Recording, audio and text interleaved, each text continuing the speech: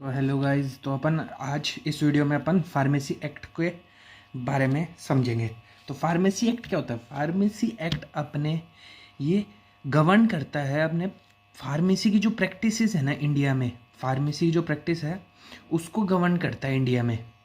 और ये अपने जिससे कि अपन है ना राइट मेडिकामेंट अवेलेबल करवा सके अपने पब्लिक हेल्थ के लिए। और जो कि वो प्राइमरी उसका ही प्राइमरी फंक्शन यही होता है कि एक राइट मेडिकामेंट्स अवेलेबल करवा सके पब्लिक को फार्मेसी के थ्रू, और जिससे कि एक पब्लिक हेल्थ को अपन सेफ गार्ड कर सके। तो फार्मेसी एक्ट सिंपल है, ये अपने प्रैक्टिस ऑफ फार्मेसी को गवर्न करता है इंडिया में। सिंपल है कि अपने it governs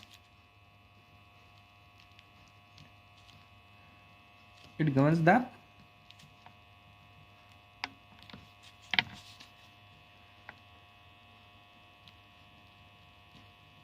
practice of pharmacy in India में। और इसके अपने ये एक्ट पास हुआ था अपने 4 मार्च 1948 में ये फार्मेसी एक्ट अपने पास हुआ था। और इसका अमेंडमेंट आए थे, अमेंडमेंट मतलब अपने रिवाइज, इसको रिवीजन या इसका रिवाइज किया गया था अपने। अमेंडमेंट का मतलब होता है रिवाइज या रिवीजन। इसका करा गया था 1959 में, फिर किया गया था 1976 में, और फिर किया गया था 1981 में। तो अपने इस एक्ट को रिवाइज किया गया था अपने 1959, 1976 और 1981 में। अब इसमें इस फार्मेसी एक्ट्स के कुछ चैप्टर्स होते हैं, इसमें चैप्टर्स होते हैं, जिसमें चैप्टर 1 में तो आता है अपने इंट्रोडक्शन होता है, इंट्रोडक्शन होता है गाली, ठीक है। और ये इंट्रोडक्शन में सेक्शन 1 से लेकर 2 तक आते हैं। इंट्रोडक्शन में सेक्शन 1 और 2 आते हैं। फिर चैप्टर 2 में आते हैं अपने पीसीआई के बारे में, फार्मेसी काउंसिल ऑफ इंडिया के बारे में आता है, जिसमें अपने 3 से लेकर 18 तक सेक्शंस होते हैं, ठीक है। फिर थर्ड चैप्टर में आता है अपने एसपीसी मतलब स्टेट फार्मेसी काउंसिल के बारे में। स्टेट फार्मेसी काउंसिल, हर स्टेट की फार्मेसी काउंसिल होती है। पीसीआई तो सेंट्रल की हो गई, और एसपीसी मतलब स्टेट फार्मेसी काउंसिल स्टेट की हो गई। और इसमें आते हैं 19 से लेकर 28 तक सेक्शंस आते हैं, ठीक है। फिर आपने आता है फोर्थ चैप्टर में अपने रजिस्ट्रेशन के बारे में होता है, फार्मासिस्ट के रजिस्ट्रेशन के बारे में होता है फार्मासिस्ट के। और इसमें 29 से लेकर 40 तक सेक्शंस होते हैं, ठीक है। फिर अपने 5th चैप्टर और लास्ट चैप्टर होता है अपने पेनल्टी और अदर्स के बारे में। पेनल्टी जो लगती है अगर कोई भी गलत हुए, और कुछ अदर्स रूल्स और रेगुलेशंस के बारे में होता है। और इसमें 41 से 46 तक सेक्शन होते हैं, ठीक है। तो ये फार्मेसी एक्ट्स में अपने चैप्टर्स के बारे में हो गया।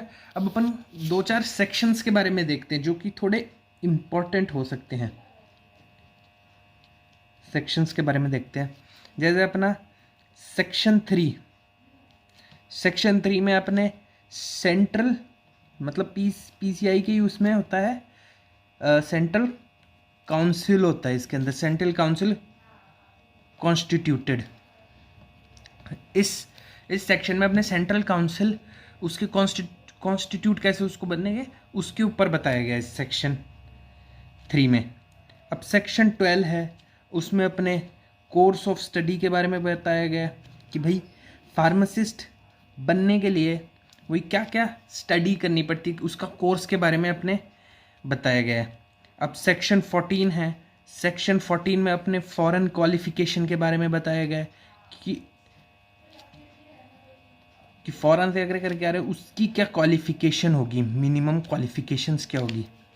फिर अपने अगर सेक्शन 15 में अपने सेंट्रल रजिस्ट्रेशन के बारे में होता है कि भाई सेंटर में जो अपने फार्मासिस्ट होता है, फार्मासिस्ट के रजिस्ट्रेशन के ऊपर होता है कि भाई उसका सेंट्रल वो मेंटेन करती है, जितने भी फार्मासिस्ट होते हैं उनकी रिकॉर्ड को मेंटेन करती है, उनके रजिस्टर को। फिर अपने जैसे सेक्शन 19 में इसमें स्टेट काउंसिल के बारे में होता है।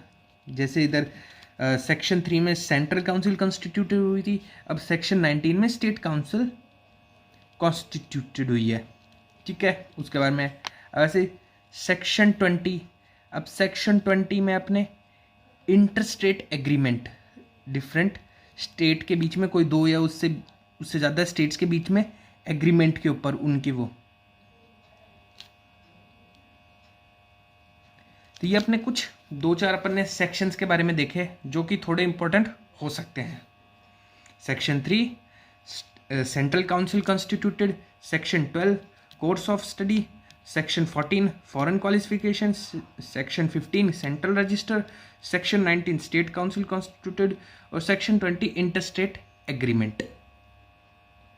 तो अपन ने ये फार्मेसी एक्ट के अंडर कुछ सेक्शंस थे उसके बारे में देखा। अब अपन फार्मेसी एक्ट में एजुकेशन रेगुलेशन के बारे में देखेंगे।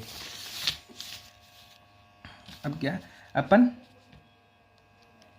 एजुकेशन रेगुलेशन के बारे में, एजुकेशन रेगुलेशन कुछ नहीं, बस जो क्वालिफिकेशन है फार्मासिस्ट बनने के लिए उसके बारे में इसमें बताया गया है कि भाई मिनिमम क्वालिफिकेशंस क्या होनी चाहिए, ट्रेनिंग की ड्यूरेशन क्या होनी चाहिए और स्टैंडर्ड ऑफ एग्जामिनेशंस क्या होने चाहिए, इन सब के बारे में उसमें बताया गया है। ये सिंपल अपने फार्मासिस्ट की क्वालिफिकेशन के लिए होता है ये सब कुछ। और ये अपने ये भी अंडर ये अपने सेक्शन 10 के अंडर आता है ऑफ फार्मेसी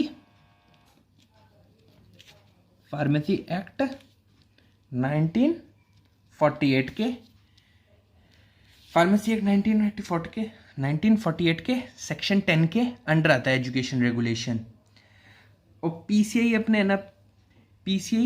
अपने एजुकेशन रेगुलेशन को बनाती है, वही अपने अप्रूव कर सेंट्रल गवर्नमेंट की अप्रूवल से पीसीआई अपने एजुकेशन रेगुलेशन को बनाती है। एजुकेशन रेगुलेशन पर अप्रूवल के बाद, सेंट्रल गवर्नमेंट से अप्रूवल के बाद ही बनता है।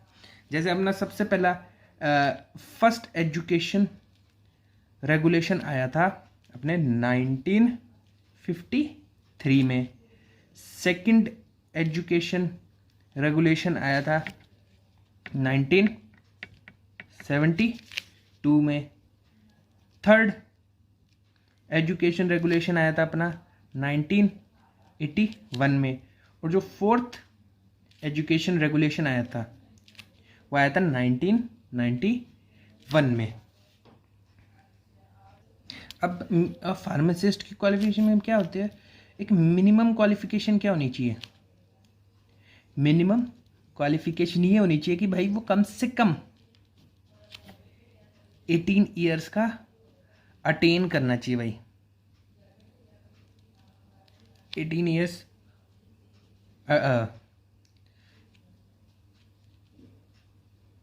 ईयर्स ऑफ एज अटेन कर ले, ये मिनिमम क्वालिफिकेशन है। और अपने अब duration of training,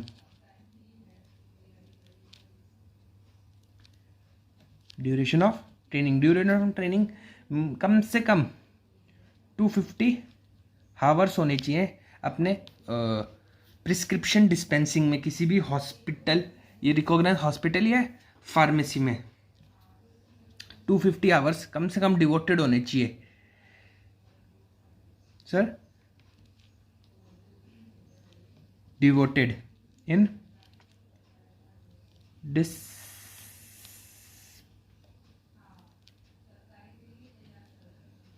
dispensing of prescription में, कोई भी हॉस्पिटल या फार्मेसी में, और साथ ही साथ कम से कम 500 आवर्स की वो प्रैक्टिकल ट्रेनिंग होनी जरूरी है। अब इसका 1 महीने का कर दिया, 150 आवर्स का कर दिया है। अब पहले होता था 500 आवर्स का पर प्रैक्टिकल ट्रेनिंग, अब 150 आवर्स की, मतलब 1 महीने की प्रैक्टिकल ट्रेनिंग कम से कम जरूरी होती है। अब देखते हैं standard of examination.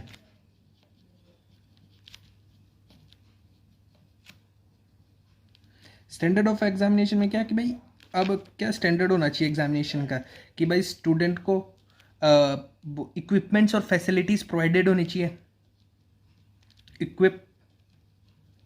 Equipments and facilities provided होने चाहिए, प्रोवाइडेड टू द स्टूडेंट, ये होना चाहिए। और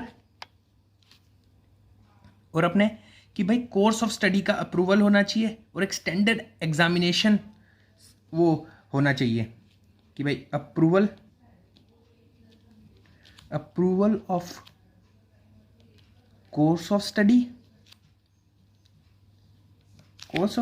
और एक प्रॉपर स्टैंडर्ड एग्जामिनेशन होना चाहिए,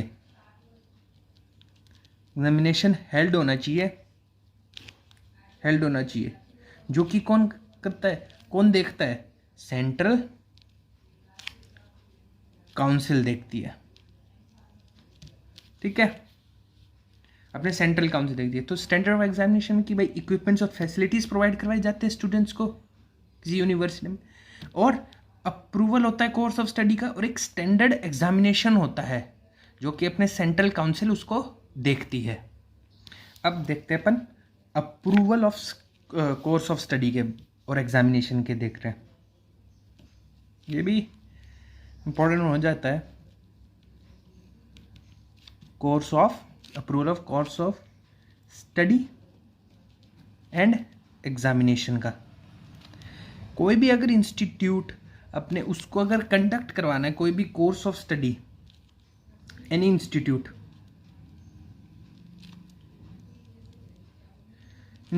कोई भी इंस्टीट्यूट है उसको अगर कंडक्ट कराना है कोई भी कोर्स ऑफ स्टडी में फार्मासिस्ट के लिए, तो उसको सबसे पहले अपने अप्लाई करना पड़ता है, should apply to central council में अप्लाई करना पड़ता है। और ये सारा सेक्शन, ये एग्जामिनेशन और ये सारे सेक्शन की, ये 12 के अंडर आते हैं। ये सारा course of approval of course of study and examination, ये अपने सेक्शन 12 के अंडर आते हैं,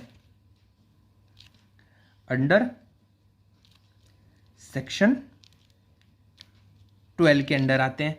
वही ये अप्रूवल तभी ग्रांट होगा जब सेंट्रल काउंसिल अपने सेटिस्फाई हो जाए, तभी कोई इंस्टीट्यूट फिर फार्मासिस्ट के लिए वही कोर्स ऑफ स्टडी के लिए वो करवा सकती है, मना नहीं करवा सकती। और वही एग्जामिनेशन भी वही स्टूडेंट जब भी एग्जामिन, वही सब एग्जामिनेशन और ये सब अंडर सेक्शन 12 के अंडर ही होगा। अब वही है कि भाई अब फार्मेसी एजुकेशन ये अपने एक टेक्निकल एजुकेशन है, तो इसमें से में AICTE भी वो करती है, एक्सपर्ट कमेटी बनाती है और चेक करती है सब कुछ। और सेंट्रल काउंसिल और AICTE ये दोनों मिलकर एक मेमोरेंडम ऑफ अंडरस्टैंडिंग साइन करती है और अप्रूव करती है ये सब अंडर सेक्शन 20 के। ठीक है, और वही अपने अगर विड्रॉ करवाना है अप्रूवल का तो एग्जीक्यूटिव कमेटी को रिपोर्ट देनी पड़ती है। एग्जीक्यूटिव कमेटी रिपोर्ट देती है सेंट्रल काउंसिल को विड्रॉ करने के लिए अप्रूवल को।